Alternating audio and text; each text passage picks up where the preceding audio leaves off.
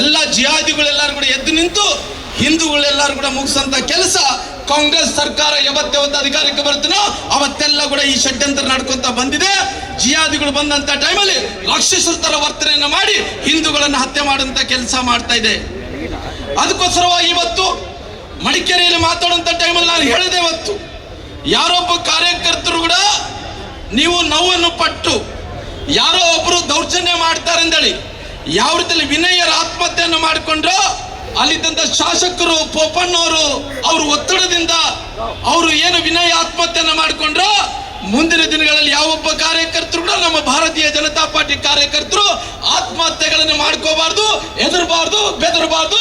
ನಿಮ್ಮ ಜೊತೆಲಿ ಭಾರತೀಯ ಜನತಾ ಪಾರ್ಟಿ ಇರುತ್ತೆ ಅನ್ನೋಂಥ ಮಾತನ್ನು ಕೂಡ ತಮ್ಮೆಲ್ಲರಿಗೂ ನಾನು ಹೇಳ್ತಾ ಇದ್ದೀನಿ.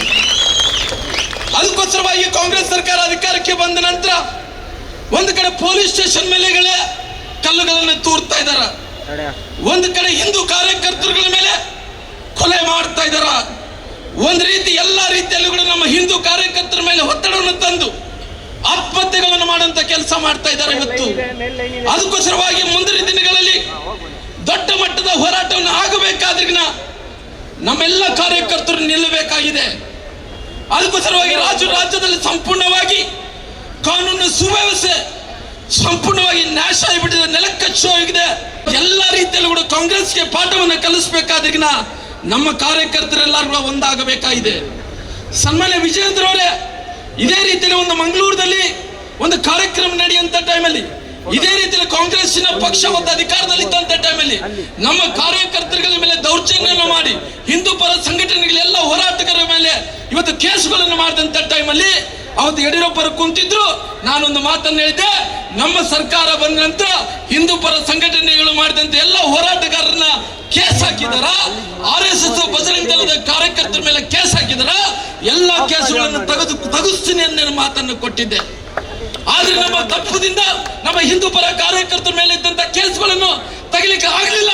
ಅದು ನಮ್ಮ ತಪ್ಪದಿಂದ ನಾವು ತೆಗಿಲಿಕ್ಕೆ ಆಗ್ಲಿಲ್ಲ. ಆದ್ರೆ ಕಾಂಗ್ರೆಸ್ನವರು PSI ಮಾಡಿದಂತ ಎಲ್ಲ ಕೇಸುಗಳನ್ನು ಅವರು ತೆಗೆದಾಕುವಂತ ಕೆಲಸ ಕಾಂಗ್ರೆಸ್ ಪಾರ್ಟಿ ಮಾಡಿದೆ. ಮುಂದಿನ ದಿನಗಳ ಭವಿಷ್ಯ ಏನು, ಮುಂದಿನ ದಿನಗಳಲ್ಲಿ ನಮ್ಮ ಪಾಳೆ ಇದೆ, ನಮ್ಮ ಅವಧಿ ಇದೆ.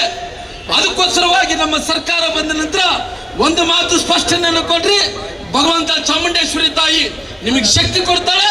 ಶಕ್ತಿ ಕೊಟ್ಟಿದ್ದ ದಿನ ಹಿಂದೂ ಪರ ಕಾರ್ಯಕರ್ತರ ಮೇಲಿದ್ದಂತ ಎಲ್ಲ ಕೇಸುಗಳನ್ನು ಅದನ್ನು ತೆಗೆದಾಕಬೇಕು ಅಂತ ಒತ್ತಾಯ ಮಾಡ್ತಿದ್ದಾರೆ.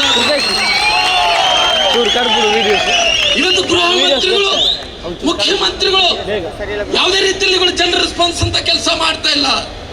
2014ರಲ್ಲಿ ಯಾವ ರೀತಿ ಆಕ್ಸಿಡೆಂಟಲಿ ಪ್ರೈಮ್ ಮಿನಿಸ್ಟರ್ ಆದಂತರು ಮನಮೋಹನ್ ಸಿಂಗ್ ಅವರು, ಅದೇ ರೀತಿಯಲ್ಲಿ ಕರ್ನಾಟಕ ರಾಜ್ಯದಲ್ಲಿ ಕೂಡ ಆಕ್ಸಿಡೆಂಟಲಿ ಇವತ್ತು ಹೋಮ್ ಮಂತ್ರಿಗಳು ಅಂದ್ರೆ ಗೃಹ ಮಂತ್ರಿಗಳು ಆಗಿದ್ದಾರೆ. ಈ ಗೃಹ ಮಂತ್ರಿಗಳಾದಂತವ್ರು ಎಲ್ಲೇ ಹೋಗ್ಲಿ ಉತ್ತೂರು ನೀವು ನೋಡ್ತಾ ಇರ್ಬೋದು, ಉಡುಪಿ ಶೌಚಾಲಯದಲ್ಲಿ ಎಲ್ಲ ಒಂದು ಕಡೆ ವಿಡಿಯೋ ಮಾಡ್ತಾ ಇದ್ದಾರೆ ಅಂದಾಗ ಅವ್ರು ಹೇಳಿದಂತ ಮಾತೇನೆ ಮಕ್ಕಳ ಆಟ. ಇವತ್ತು ಗಣಪತಿ ಇವತ್ತು ಸಾಕಷ್ಟು ಕಡೆ ಅತ್ಯಾಚಾರಗಳಾಗ್ತಾ ಇದೆ, ಅನಾಚಾರಗಳಾಗ್ತಾ ಇದೆ, ಅದು ಮಾಮೂಲಿಯಪ್ಪ ನಡೀತಿರ್ತಾವ ಅನ್ನಂತ ಮಾತನ್ನು ಮಾತಾಡ್ತಾರ. ಅದಕ್ಕೋಸ್ಕರವಾಗಿ ಮುಂದಿನ ದಿನಗಳಲ್ಲಿ ಎಲ್ಲದಕ್ಕೂ ಕೂಡ ಎಲ್ಲ ಒಂದು ಕಡೆ ಕೊನೆಗಾಡಬೇಕು. ಅದ್ರಿಗಿನ ಅದು ಭಾರತೀಯ ಜನತಾ ಪಾರ್ಟಿನ ಅಧಿಕಾರ ಬಂದಂತ ಟೈಮಲ್ಲಿ ಎಲ್ಲವನ್ನು ಕೂಡ ಮಾಡಂತ ಕೆಲಸ ಮಾಡಬೇಕು. ಮಳೆ ಬರ್ತಾ ಇದೆ, ಸಮಯ ಕೂಡ ಬಹಳಷ್ಟು ಆಗ್ತಾ ಇದೆ. ಅದಕ್ಕೋಸ್ಕರವಾಗಿ ಮುಂದಿನ ದಿನಗಳಲ್ಲಿ ಸಮಯ ಬಂದಂತ ಟೈಮಲ್ಲಿ ಎಲ್ಲಾ ವಿಚಾರಗಳನ್ನು ಮಾತಾಡುವಂತ ಕೆಲಸ ಮಾಡ್ತೀರಿ. ಯಾವ್ದೊಬ್ಬ ಕಾರ್ಯಕರ್ತರು ಆತ್ಮಹತ್ಯೆಯನ್ನು ಮಾಡ್ಕೊಳಕ್ ಹೋಗ್ಬೇಡ್ರಿ, ಕಾಂಗ್ರೆಸ್ಸಿನ ಗೊಡ್ಡ ಬೇದಿಕೆ ಎದುರಕ್ಕೆ ಹೋಗ್ಬೇಡ್ರಿ, ನಿಮ್ಮ ಜೊತೆಲಿ ನಾವಿರ್ತೀವಿ. ಮುಂದಿನ ದಿನಗಳಲ್ಲಿ ನಿಮ್ ರಕ್ಷಣೆ ಮಾಡುವಂತ ಕೆಲಸ ಭಾರತೀಯ ಜನತಾ ಪಾರ್ಟಿ ಮಾಡುತ್ತೆ ಅನ್ನಂತ ಮಾತುಗಳನ್ನು ಹೇಳ್ತಾ ನನ್ನ ಮಾತುಗಳು ಮುಕ್ತಾಯ ಮಾಡ್ತಾ ಇದ್ದೀನಿ. ನಮ್ಮ ಕಾರ್ಯಕ್ರಮಗಳನ್ನ ನೀವು ನೋಡ್ತಾ ಇದ್ರೆ ನಮ್ಮ ಚಾನೆಲ್ ಅನ್ನ ಸಬ್ಸ್ಕ್ರೈಬ್ ಮಾಡಿ, ಪಕ್ಕದ ಬೆಲ್ ಐಕಾನ್ ಒತ್ತಿ ನಮ್ಮನ್ನ ಬೆಂಬಲಿಸಿ. ಹಾಗೆ ನಮ್ಮ ಕಾರ್ಯಕ್ರಮಗಳನ್ನ ಲೈಕ್ ಮಾಡಿ, ಕಮೆಂಟ್ ಮಾಡಿ, ಅದನ್ನ ಬೇರೆಯವರಿಗೂ ವಾಟ್ಸ್ಆಪ್ ಮೂಲಕ ಶೇರ್ ಮಾಡಿ. ನೀವು ಹೀಗೆ ಮಾಡಿದಾಗ ನಮ್ಮ ಚಾನೆಲ್ ಮತ್ತಷ್ಟು ಜನರಿಗೆ ತಲುಪಲು ನೀವು ನಮ್ಮೊಂದಿಗೆ ಸಹಕರಿಸಿದ ಹಾಗಾಗುತ್ತೆ.